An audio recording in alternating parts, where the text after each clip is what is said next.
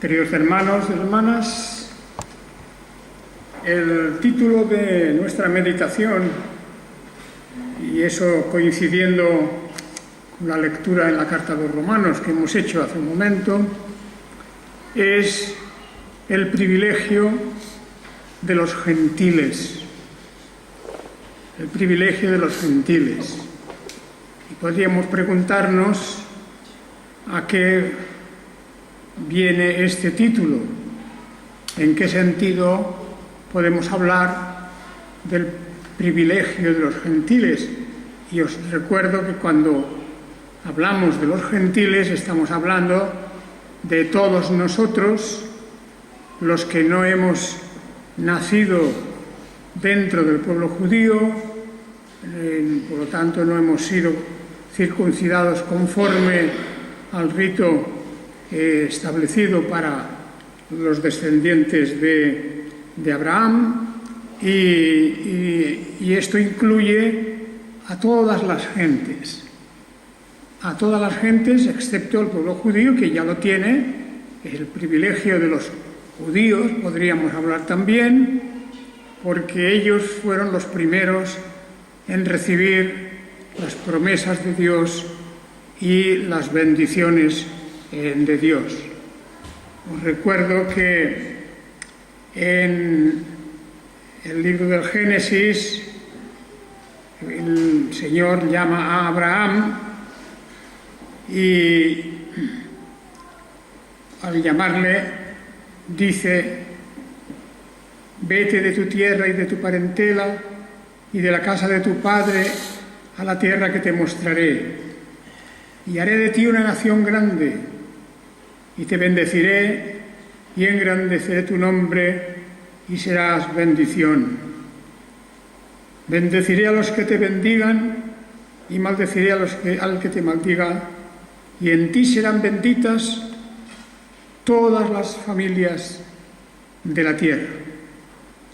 Esta frase última de esta gran y extensa promesa, la frase última cuando dice en ti serán benditas todas las familias, es como decir todos los pueblos de la tierra, todas las naciones.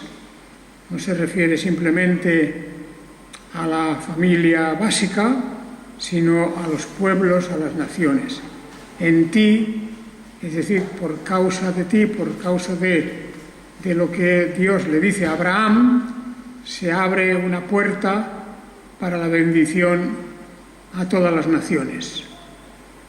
Bien, esto es básicamente en esta frase: en ti serán benditas todas las familias de la tierra, lo que podríamos llamar, como el título de la meditación de hoy, el privilegio de los gentiles. Privilegio de los gentiles porque ellos son quienes van a recibir las consecuencias de la promesa y la bendición sobre Abraham. Nosotros somos los que recogemos el fruto de la elección que Dios hizo al llamar a Abraham, sacarlo de su tierra, enviarlo a nuevos lugares y pronunciar sobre él las bendiciones excepcionales que vemos en el libro del Génesis, entre otros. Bien, el tema, por supuesto, para nosotros es bien conocido, porque casi todo lo que la Biblia nos dice, tanto de su historia como de su doctrina, involucra la relación entre judíos y gentiles. ¿Por qué nosotros gentiles es como decir las gentes, los pueblos en general, las gentes que hay en el mundo, somos diferentes de los judíos, y al mismo tiempo, por causa de ellos y de la relación de Dios con ellos, nosotros hemos recibido los beneficios de las promesas que Dios hizo a Abraham. Fijaros que esto es algo así como la esencia misma, la esencia del plan de Dios con respecto a la redención del ser humano, a la salvación. Porque en Adán recibimos la maldición. Por causa del pecado de Adán, todos nosotros estamos bajo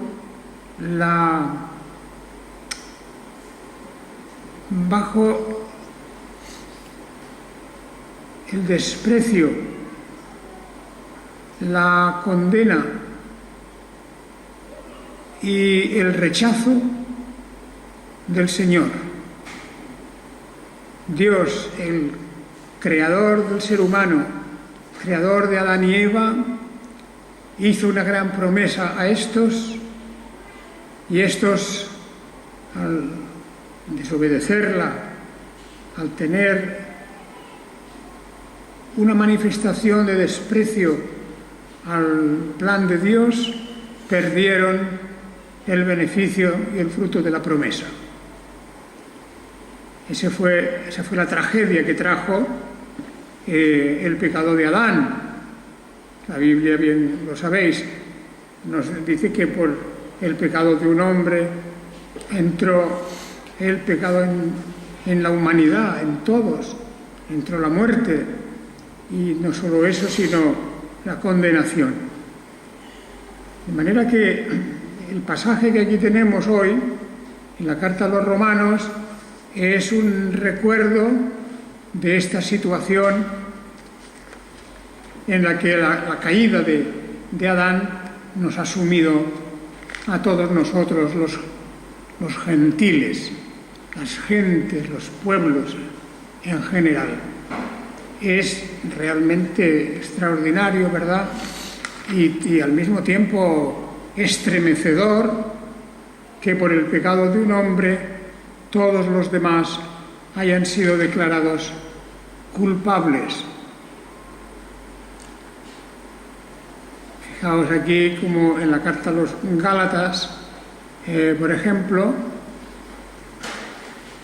se habla de cómo el interior de toda esta historia refleja precisamente la tragedia de la caída del ser humano.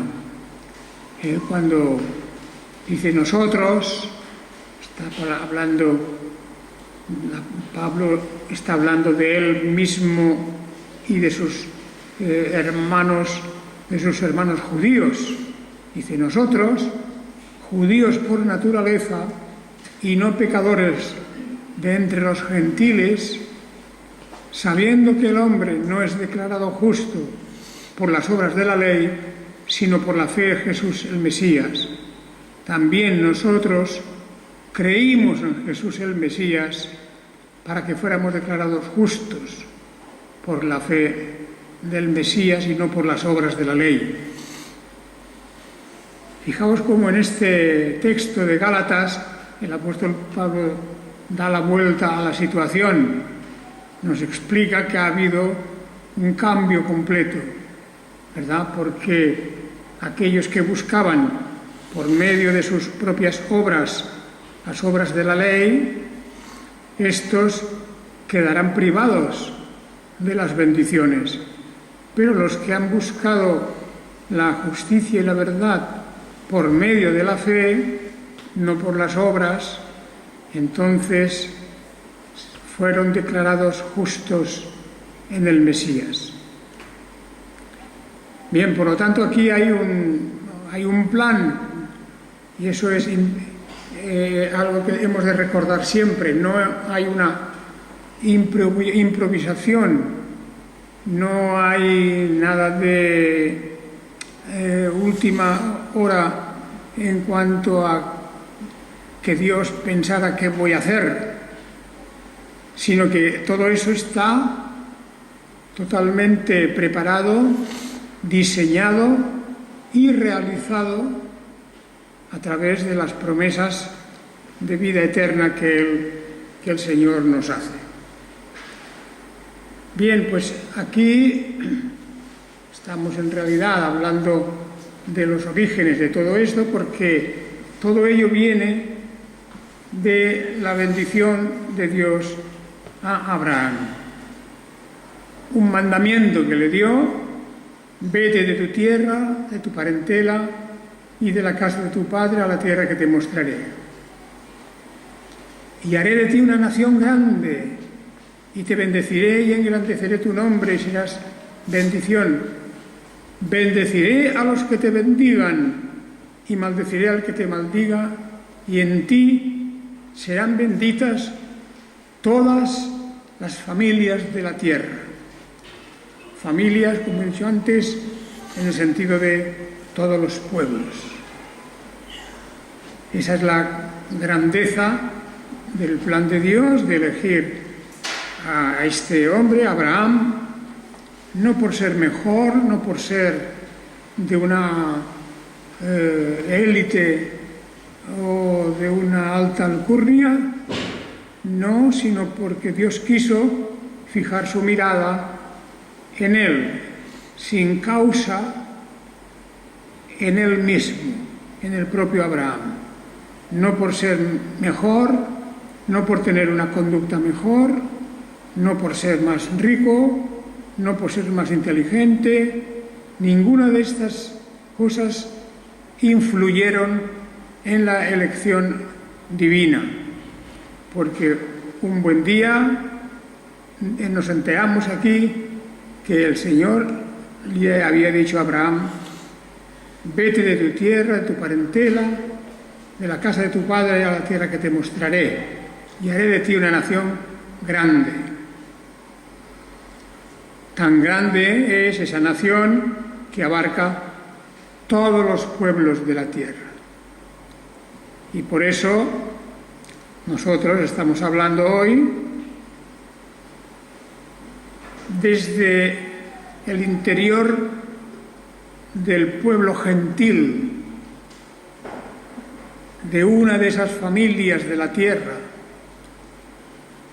Las familias son las diversas culturas, las diversas razas, cada una con su historia, cada una con sus logros y con sus grandes éxitos o fracasos. Pero cuando se trata del Evangelio, resulta que Dios ha decidido llevar el Evangelio a todas las tierras y a todos los pueblos que las habitan. Esto es un mensaje que nos encontramos, por un lado, en la carta a los romanos, esas lecturas que hemos hecho del capítulo 15, carta a los romanos, y también luego, pues, por supuesto, en la carta a los gálatas, de la que también tenemos que mirar algunos textos. En el capítulo 15 de Romanos, que es fundamental, se habla de la relación que hay entre los gentiles y el Mesías. Los gentiles y el Mesías. Esto ya sabemos que a un judío le iba a sorprender, incluso le iba a ofender, porque los judíos estaban convencidos de que ellos tenían una relación exclusiva con Dios, que el Dios creador de los cielos y la tierra, solamente con ellos, los judíos, tenía una relación especial, una relación que incluía todas las operaciones de la divina providencia, porque Dios iba a ser el guardador, iba a ser el protector de los judíos. Eso era lo que ellos pensaban y solamente de ellos. Pero también en ese mensaje vemos la ampliación que se va a hacer a lo largo del tiempo con la inclusión de los gentiles. También la carta a los romanos, un poco más adelante de este capítulo que estamos ahora comentando, también en esa carta se habla del momento en que los gentiles son injertados, son incluidos y son unidos al pueblo de Israel y a todos los beneficios y bendiciones y a los propósitos que Dios tiene para un pueblo. De manera que se van a traspasar de una nación como la nación de los judíos a las otras naciones, las naciones de los gentiles. Se traspasa, diríamos, se hace con la mejor expresión que podemos encontrar para hablar de esto, que está en la misma Biblia. Se produce un injerto. Los gentiles son injertados en el pueblo de Israel. Qué expresión más entrañable y más íntima. Pues todos sabemos que el injerto es cuando de una planta o de un árbol se toma una parte y se introduce en la otra. De manera que toda su vitalidad y su química y sus características y sus genes y todo pasa de una planta a otra. Y hay un fruto también. Los árboles injertados producen también grandes frutos, algo diferentes de los de la planta que recibe el injerto, pero al fin y al cabo producen su fruto.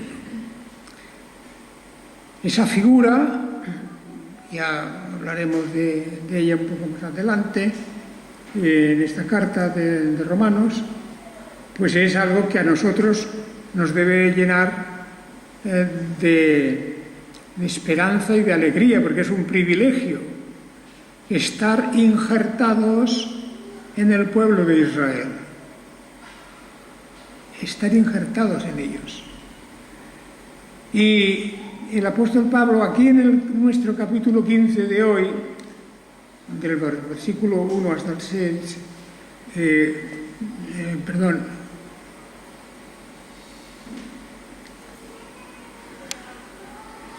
un momento, sí, desde el 7, teniendo en cuenta desde que venimos desde el capítulo 15.1, cuando habla todavía de los débiles y de los fuertes, como últimamente estábamos hablando. Ahora, como consecuencia de las exhortaciones que hay en la primera parte del capítulo, ahora el apóstol Pablo se dirige a los dos grupos, porque ya sabemos que esta unión entre judíos y gentiles, este injerto, no se produjo sin dolor, no se produjo sin tensiones, sin consecuencias a veces negativas.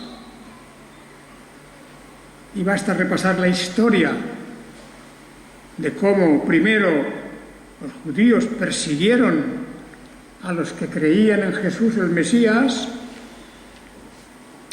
y luego más tarde los que creían en Jesús el Mesías persiguieron a los judíos.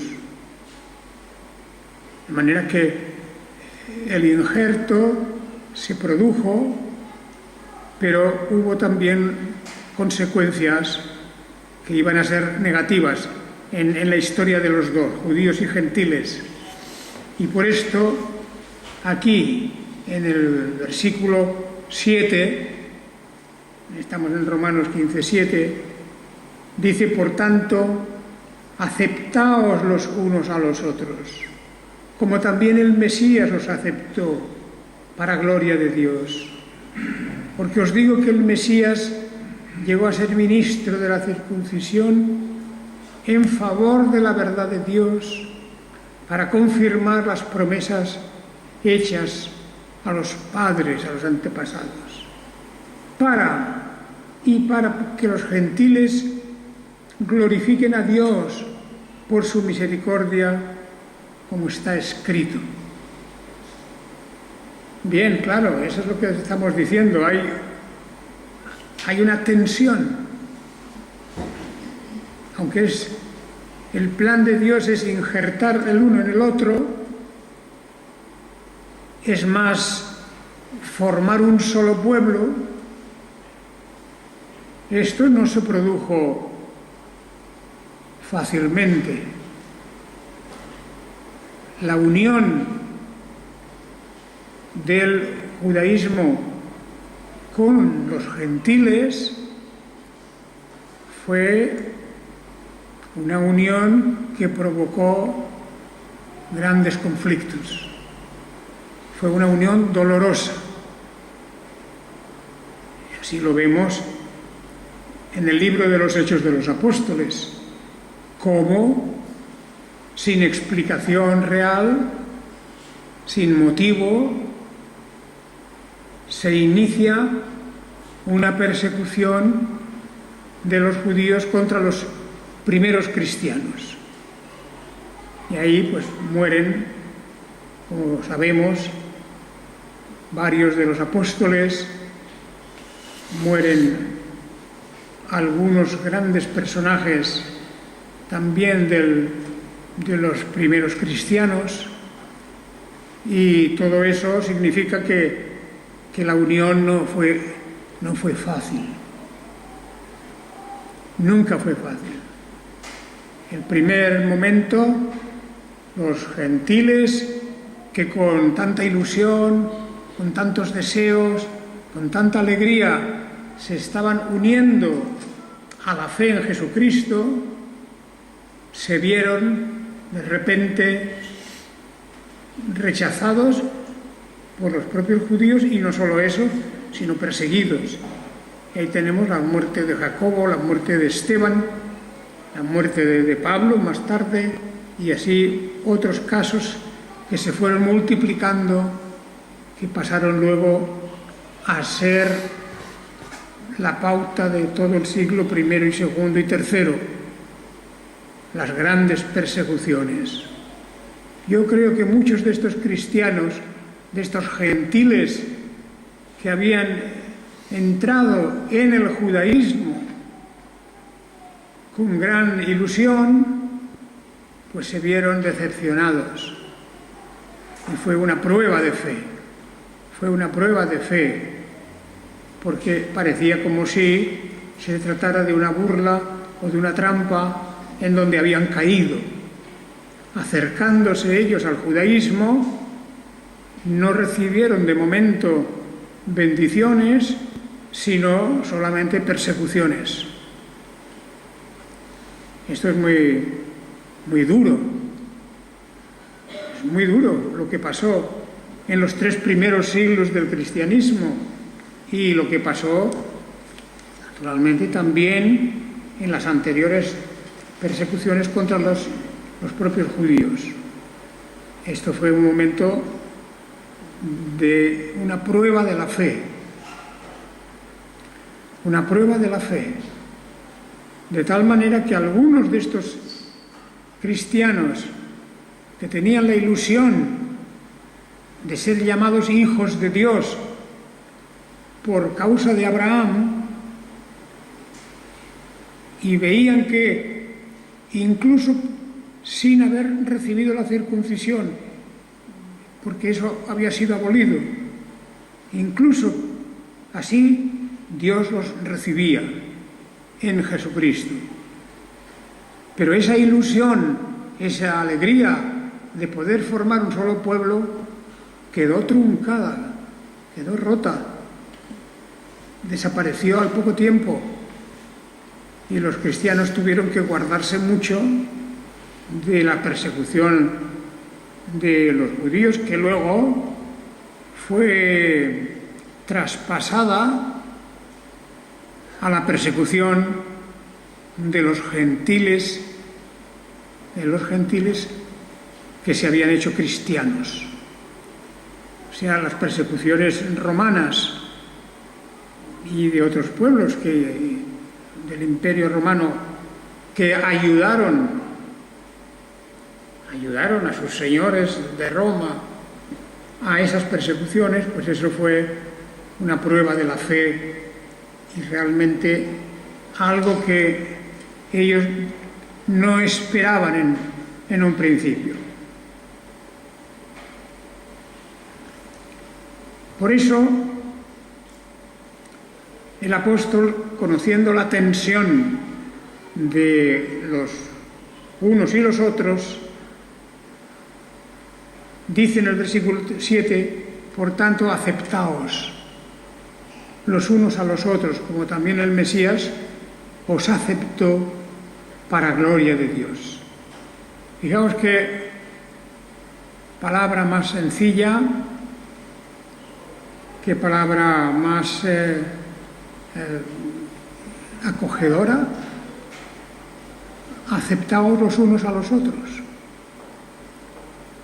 Las diferencias dentro de la Iglesia en aquel tiempo no podían ser mayores. Es la diferencia entre judíos y gentiles. Y entre judíos y cristianos. Gentiles, pero cristianos. Porque, claro, los judíos no persiguieron a otros gentiles que no fueran cristianos. La persecución, el desprecio, todo lo negativo que pudieron hacer un grupo contra el otro, todo eso fue por causa de su religión, de su fe. Los que creían en Jesús fueron objeto de persecución y de muerte. Claro que también luego más tarde los propios cristianos organizaron sus persecuciones. Qué cosa más terrible. Es una consecuencia de que no hicieron caso de las palabras de Pablo, cuando dice, aceptaos los unos a los otros. O sea, aceptar vuestras diferencias, aceptar vuestras diferentes tradiciones. Y la Iglesia de Jesucristo es así. Todavía hoy, no solo entre judíos y cristianos, dentro del cristianismo y dentro del judaísmo de hoy, hay diferencias. Por supuesto, entre los cristianos, las diferencias pues son diversas. Están las diferencias de doctrina, las diferencias de tradiciones y costumbres, según de qué país, porque no de todos los países o en todos los países se entiende el hecho religioso de la misma manera, porque se mezcla la cultura, las tradiciones seculares, se mezclan con la cuestión religiosa y por lo tanto, pues, un cristiano de una nación lejana, un cristiano africano, viene aquí y no entiende muchas cosas de los cristianos de aquí. Esa es una realidad. Y podríamos hablar no solo de eso, sino de lugares más cercanos. No hace falta buscar un ejemplo de África.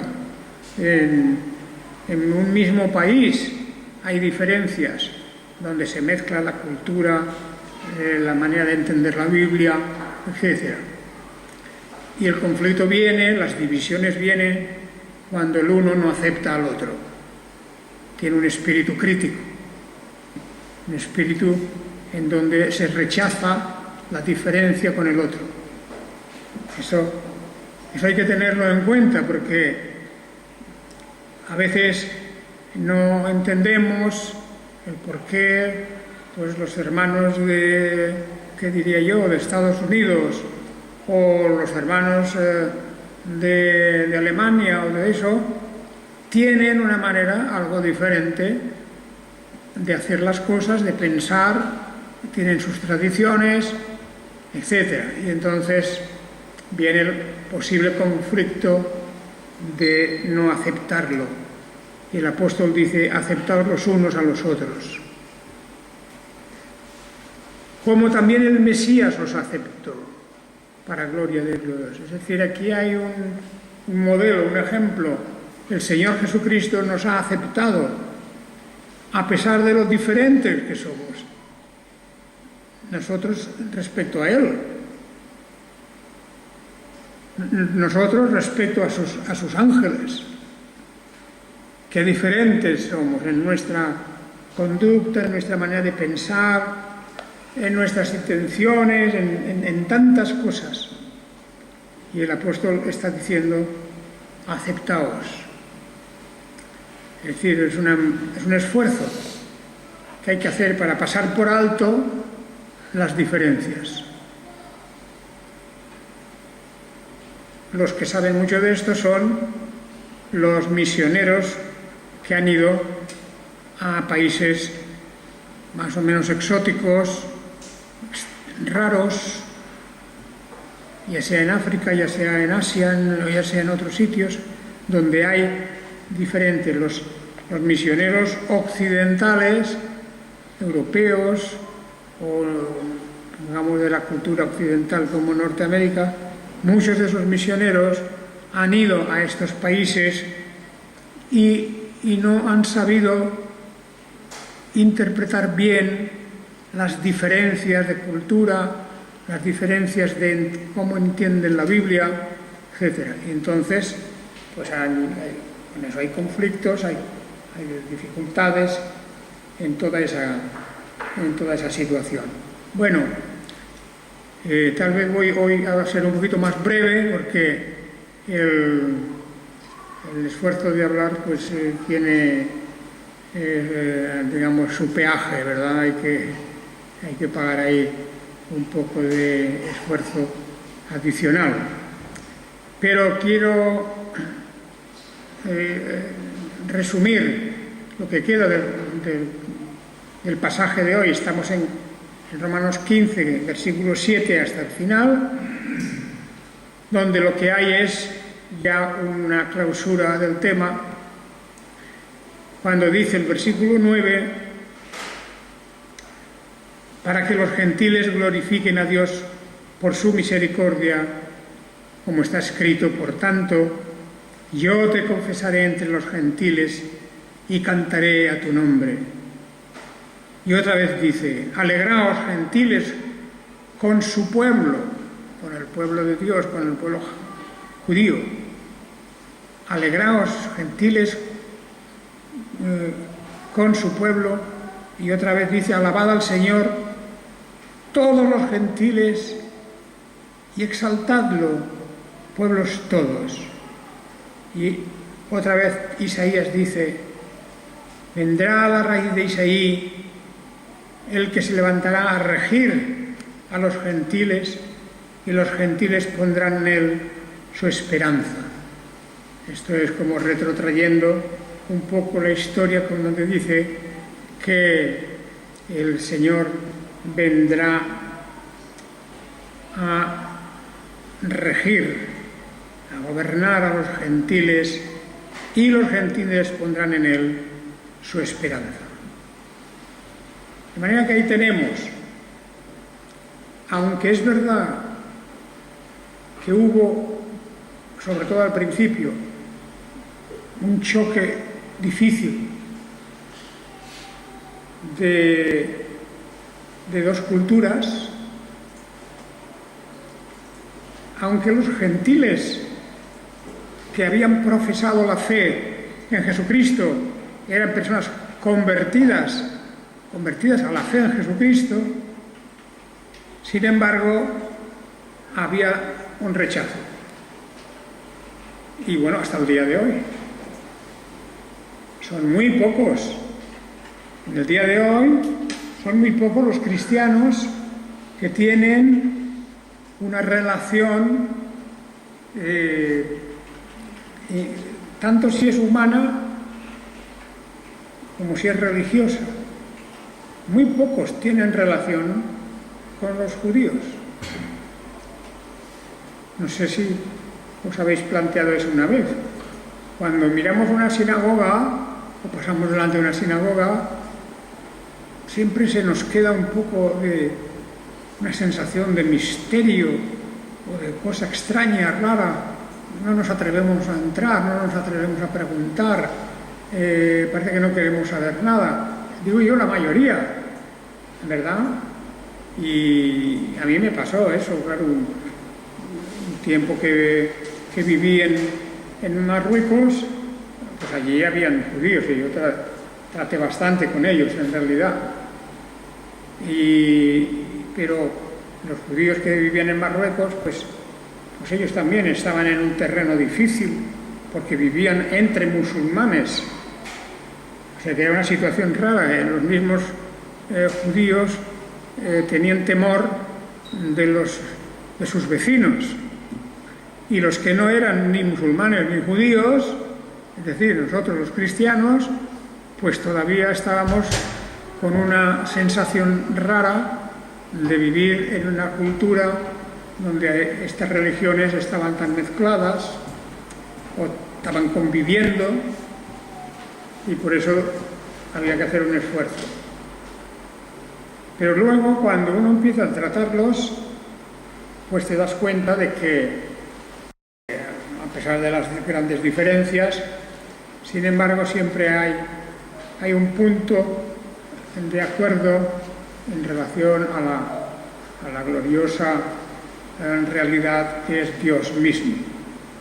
En Dios está puesta nuestra esperanza.